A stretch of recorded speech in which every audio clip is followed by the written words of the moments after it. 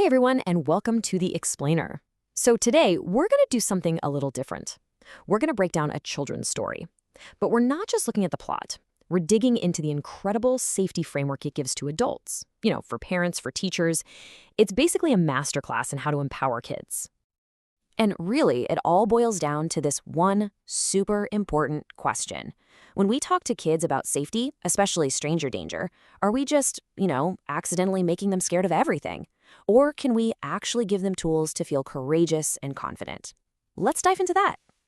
Well, the answer, it turns out, might just be in a really simple but incredibly powerful story about a little boy named Shazil. So let's see how his story plays out. Okay, so first things first, we gotta get a feel for Shazil's world before anything out of the ordinary happens.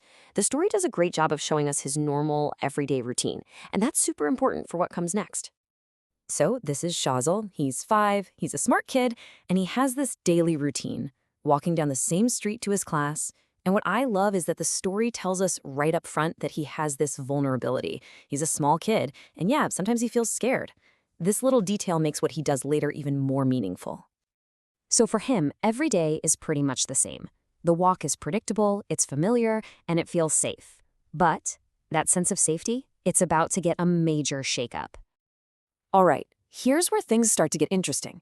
This next part is all about that moment when the routine gets broken, and maybe more importantly, his immediate, gut reaction to it all.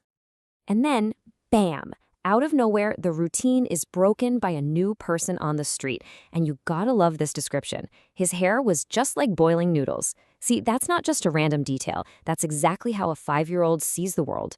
It makes the stranger instantly memorable, a little weird, and it signals that something is different today. And then the stranger speaks. This is the trigger. Now, notice the man isn't yelling or being obviously scary. And this is a really, really important detail. The request is almost casual, but it's an attempt to get closer to start a conversation. Now, Shazil doesn't sit there and think about what the man said. Nope, he feels it. His body just immediately kicks into high gear, sending out these clear warning signs. It's that classic fight-or-flight response, and the story does an amazing job of showing us that this feeling, it's real and it's important information. So what does this all mean, right? It makes you think. We spend so much time teaching kids rules, but do we teach them to actually listen to their own internal alarm system? Shazil's intuition, that gut feeling, that physical uh-oh moment, that was his best tool. And that's a huge lesson right there. All right, so his internal alarm is going off. Now what?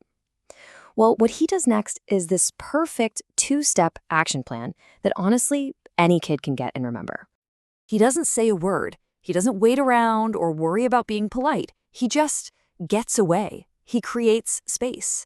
His only job in that moment was to get to a safe place, and he did it right away.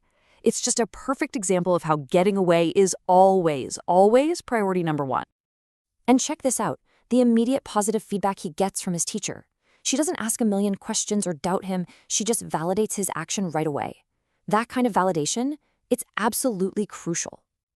So yeah, getting away is step 1, huge. But the story is super clear that it's not over yet. Step 2 is just as important for making sure he stays safe in the long run. And this is where it gets really good. Look at how consistent the message is. The teacher tells him to tell his father to stay safe. And what does his father say? He praises him for telling them immediately. There's no mixed signals here. The 2 trusted adults in his life, they both say the exact same thing. You did the right thing by running, and you did the right thing by telling us. You see how this takes all the pressure off the kid? He doesn't have to figure out who the perfect person to tell is. A teacher, a parent, doesn't matter. The rule is so simple. Find a safe grown-up, tell them. That's it. No complications. Okay, so let's bring it all home. This is where the story wraps it all up and gives us the real lesson. It reframes the whole thing. This isn't just about a scary moment. It's about a lesson in what it means to be brave. Honestly, for me, this is the biggest takeaway of the whole story. We usually think courage is about not being afraid, like a superhero running into a burning building or something. This story flips that completely. It says courage is listening to your fear and then being careful to protect yourself. It's this smart, proactive skill that teaches kids to trust their feelings as a tool to stay safe. That builds real confidence. So, in the end, the story gives us these 3 super simple can't forget 'em rules. 1, don't listen to strangers. 2, tell a grown-up you trust right away. And 3, understand that being careful is being brave. It's basically the perfect script for any parent or teacher out there. And this line right here, it just nails the final point. His father doesn't say, "Oh, you poor thing, you must have been so scared." No. He says, "My brave Shazil." He links being careful directly to being brave. It's brilliant. So what's the end result for Shazil? He's not left feeling traumatized or anxious. He feels proud. He feels safe. He feels empowered because he knew exactly what to do. He did it, and he got praise for it.